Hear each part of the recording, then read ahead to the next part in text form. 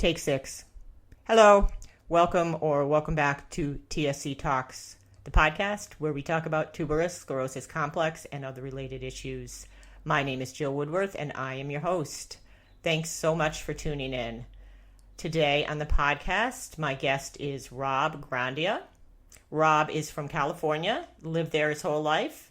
He is a father of 3 children who are affected by TSC, and he is an adult that also carries the TSC diagnosis. So he's here to share his experience from a dad's perspective, which is, I believe, the first dad that we've had on that is impacted by TSC and has children affected.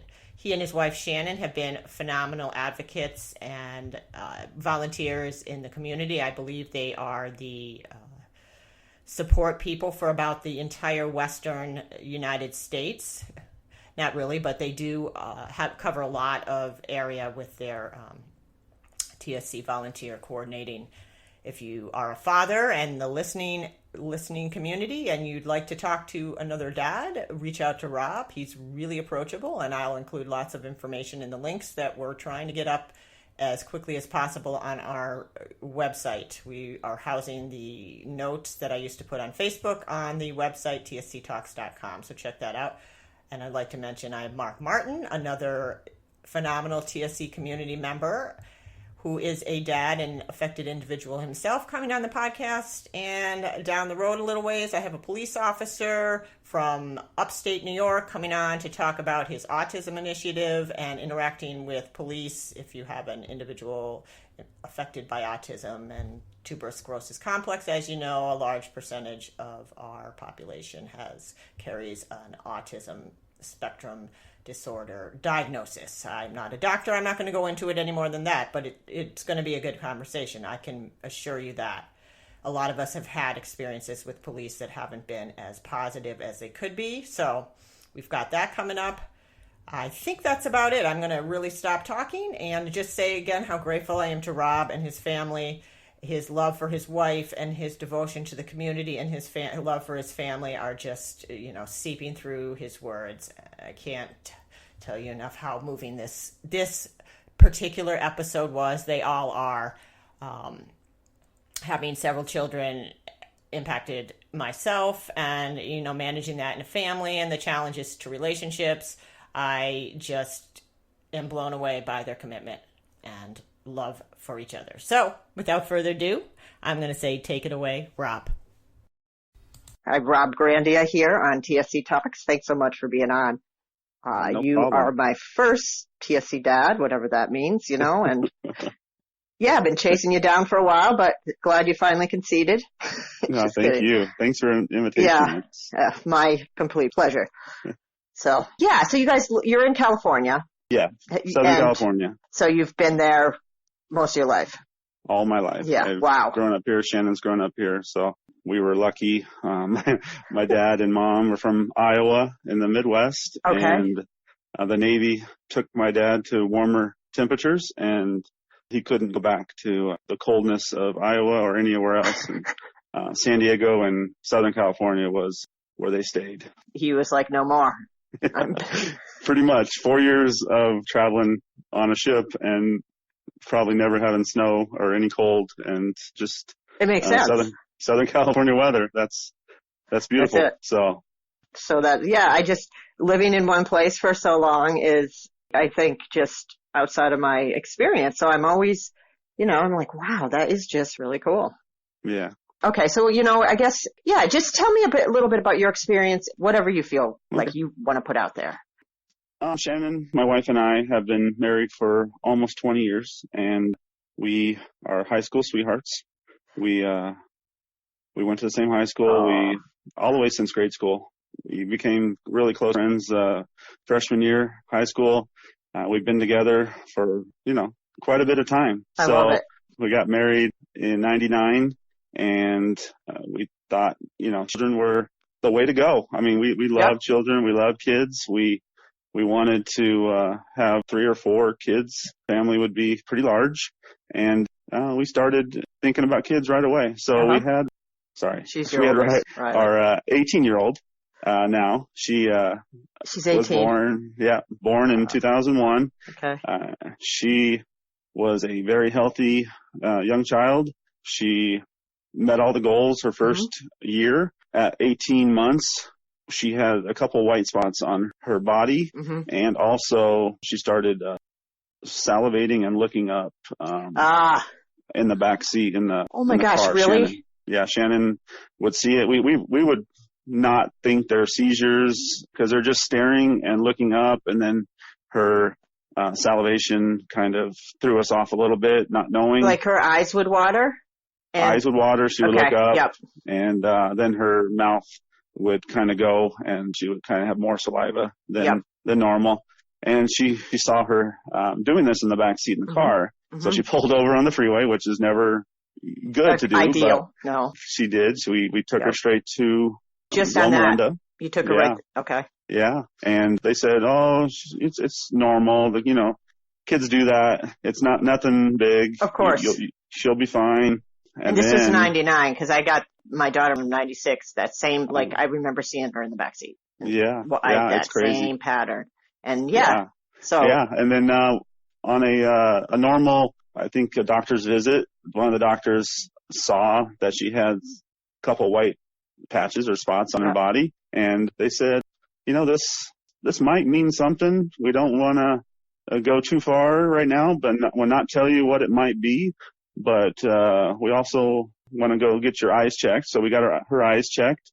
And I think that's the doctor who actually saw the white patches on her body. So it was all from an ophthalmologist who saw the white patches and said, don't go look it up on the internet. It's going to scare you. You're going to freak out.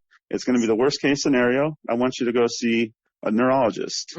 So we were lucky. All three of our kids were born at Loma Linda University, which the year was diagnosed became a TSC clinic. Really? So we were lucky that we had the clinic there. Yep.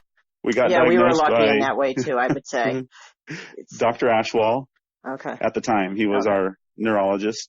He diagnosed with TSC, and right then they did the ribbon cutting of the TSC clinic pretty much 6 months later, and we started with the clinic right. But now, was it because of, or was it just a synchronous type experience? I think it was just synchronized.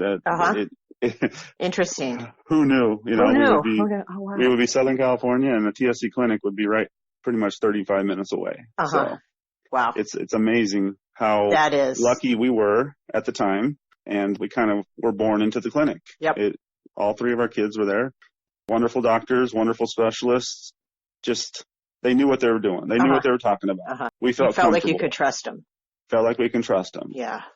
And then 3 years later, was born, showing no signs of any seizures, infantile spasms, anything like that. At age 9 months, he was diagnosed with having a seizure. So we got checked out at the Loma. So didn't have seizures? She did. Oh, she did. Okay. Yeah, those salivating. Right, those are the infantile spasms. They were not considered infantile spasms. Oh, they weren't. Complex partial. Oh, okay. Seizures where she would look up to the left and her arms would go up a little bit, and see, that sounds like spasms, but they weren't classified as spasms. Yep. Good. And then also started having same thing. Yeah. We started, I know the ignorance of us, we started ignoring those little signs and thinking, it's just an infant thing that infants do. Right. And we don't want to go that direction yet. And so at 11 months, we meet up with Dr. Ashwell. He diagnosed with TSC, and now we have 2 kids with TSC. Yeah. And we all know what that means. Yeah. One of us has it. So Shannon and I got checked out, and I was diagnosed shortly after having TSC. We knew about it for 3 years now. We thought we were up on, all the things that we knew about TSC, seizures, white spots. What we didn't know was the behavior, the right. I can totally relate. I remember I can this isn't really a big deal. And then it all hits. But it was, meeting all of his milestones. Yep. And all the way up until 3 years old, 2.5, 3 years old, he was still, he walked, he hitting all the kind of talked, and everything was pretty normal. He was progressing and advancing. And then in 2006, third child was diagnosed pre-birth. Yep. We were on a family vacation, me and Shannon. Yep. Actually, it was just me and Shannon vacation, and we left the kids with her parents. And we got the phone call from Loma Linda that the test came in and he had TSC. So that kind of dampers anything that you're thinking right then and there. We were thinking, it's 50% chance you're going to have a kid with TSC. We already have 2. I hear you. There's no way you're going to have 3. Yeah, I know. And of course, 100%, we have 3 kids with TSC, all varying in manifestations. Yep. All of them have seizures. That's the one similar thing. They all have seizures, taken care of by medication. So they're controlled by medication. Yes. Knocking on wood.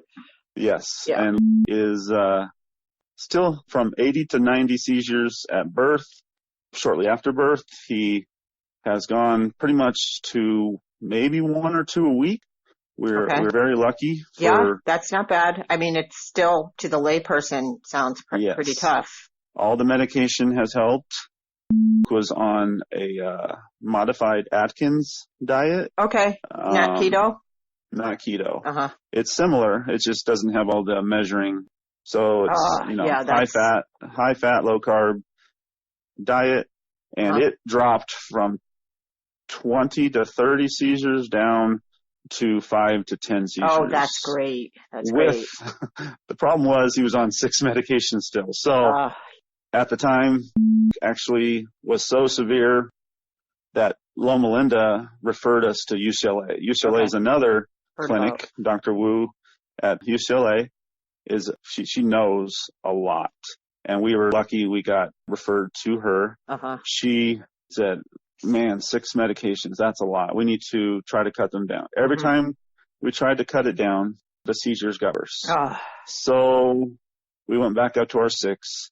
And then we saw a nutritionist and we saw a dietitian, and they work really close with Dr. Wu. Okay. And they and Dr. Wu together came up with a plan of, you need to be on the modified Atkins.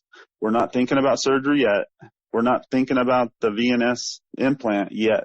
We're going to start with the diet and see how it goes. And so with that, we dropped way down on our seizures. They were more comfortable with taking away medication at the time to see how he reacted. It wasn't as bad. It's so much worse when you have 30 seizures and you're trying to figure out the medication. Now you're at 10 maybe, and it's easier to see if he's gotten worse or if he's gotten better with taking up the med. I see. When it's so many, it's hard to differentiate any real. Yeah. When you're pretty much comatose from the seizures, it's hard to tell if he's awake or, asleep sometimes. And so it helped out a lot. It was awesome. We so appreciate UCLA and what they did for his. That's good to know. His life right now, and nothing but growth right now. That's good to hear. Yeah. So actually, any major treatments or procedures other than 4 years ago? Went in for a regular MRI, his renal MRI. They found a growth on his pancreas. And we are now, at that time, we just started with Kaiser. Kaiser's a hospital out here. I'm not sure how far they go across the country, but I've heard of it.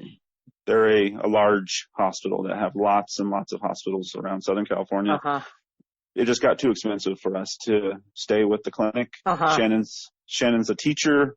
She gets a plan, and we pretty much have to stick with that plan. If we don't stick with the plan,